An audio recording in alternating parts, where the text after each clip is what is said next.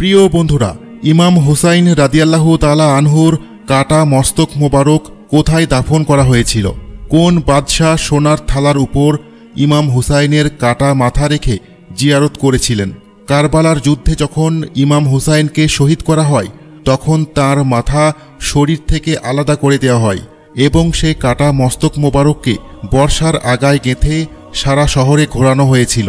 তারপর থেকে হুসাইন রাদিয়াল্লাহু তাআলা আনহুর মস্তক মোবারক কোথায় ছিল এবং শেষ পর্যন্ত কি হয়েছিল তা নিয়ে আজকে আপনাদের বিস্তারিত জানাবো।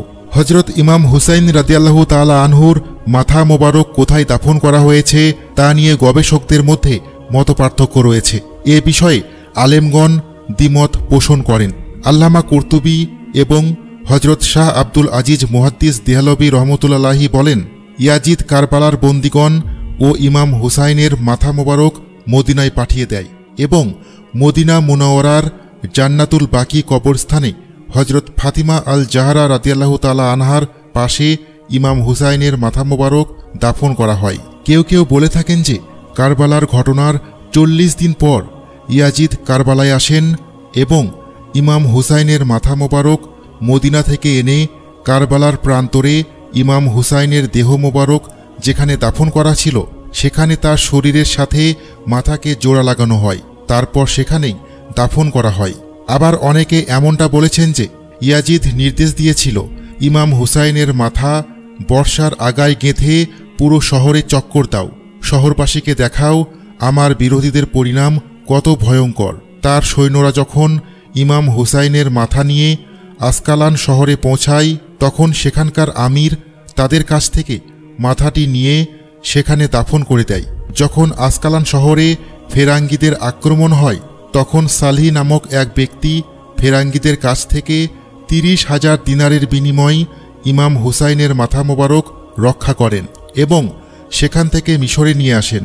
মাথার রক্ত তখনও তাজা ছিল এবং সেখান থেকে কস্তুরী সুগন্ধি বের হচ্ছিল। তিনি একটি সিল্কের কাপড়ে কস্তুরী ও আম্বরের সুগন্ধ রেখে তার উপর ইমাম হুসাইনের মাথাটা রাখেন এবং সোনার থালায় রেখে সেই থালাটি একটি কুরসির উপর রাখেন। তারপর এর নিচে ও চারপাশে ঢেকে দিয়ে মাশহাদ হুসাইনি তৈরি করেন।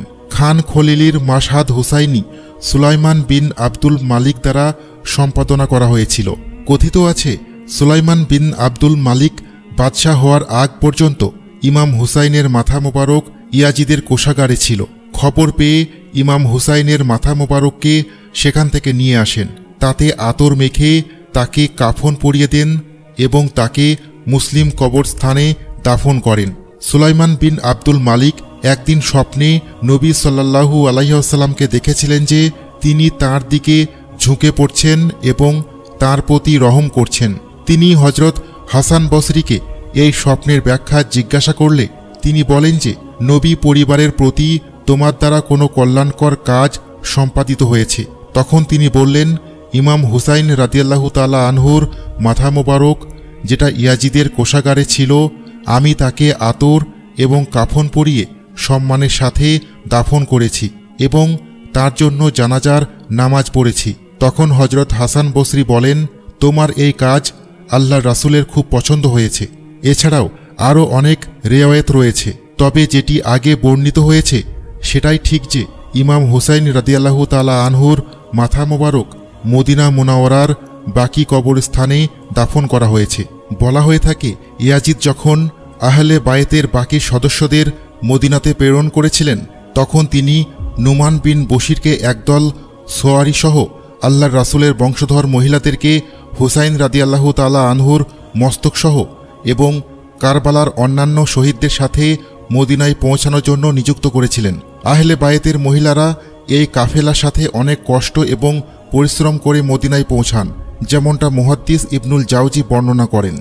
কোনো বর্ণনা মতে ইমাম হুসাইন রাদিয়াল্লাহু তাআলা আনহুর মস্তককে মিশরে নিয়ে যাওয়া হয়। বিখ্যাত ইতিহাস গবেষক আল্লামা ইবনে কাসির আল বিদায়া ওয়ান নিহায়াতে লিখেন, ফাতেমীয় খিলাফতের খলিফা যখন মিশরের শাসক হিসেবে ক্ষমতা লাভ করে তখন তিনি ইমাম হুসাইনের মস্তককে কায়রোতে নিয়ে আসেন এবং সেখানে দাফন করে তাজুল হুসাইন নামে একটি মাজার তৈরি করেন। বন্ধুরা, ইমাম হুসাইন রাদিয়াল্লাহু তাআলা আনহুর মস্তক মোবারক কোথায় সংরক্ষিত রয়েছে তা নিয়ে বিভিন্ন রকমের তথ্য পাওয়া যায় ইতিহাসের বইগুলো থেকে। তবে সবচেয়ে বিশুদ্ধ মত হচ্ছে ইমাম হুসাইন রাদিয়াল্লাহু তাআলা আনহুর মস্তক মোবারক মদিনা মনোয়ারার বাকি কবরস্থানে দাফন করা হয়েছে এবং সেখানেই সংরক্ষিত আছে। আপনাদের মতে কি বলে তা অবশ্যই আমাদের জানাতে ভুলবেন না। আজ তাহলে এ পর্যন্তই। আপনারা ভালো থাকবেন, সুস্থ থাকবেন। আল্লাহ হাফেজ। ভিডিওটি যদি ভালো লেগে থাকে like, comment, share and subscribe করতে ভুলবেন না কিন্তু। Thank you.